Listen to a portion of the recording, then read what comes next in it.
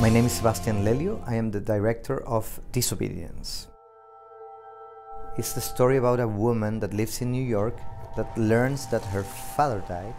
She arrives to a Jewish Orthodox neighborhood. So we understand that this woman that we saw at the beginning, being quite free and quite open-minded, is coming from this very particular place.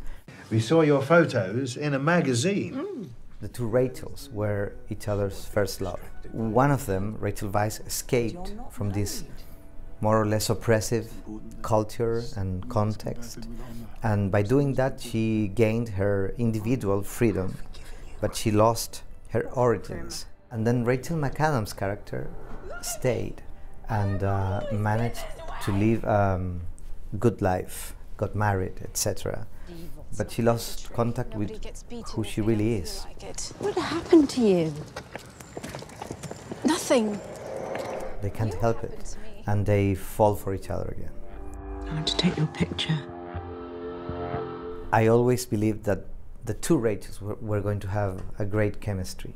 They were going to be electrical and explosive and impossible to take your eyes off them.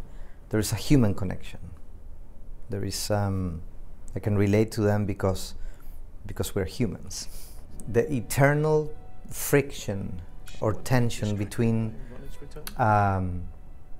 individual freedom and the interests of the community, between duty and desire. Why else would I be here?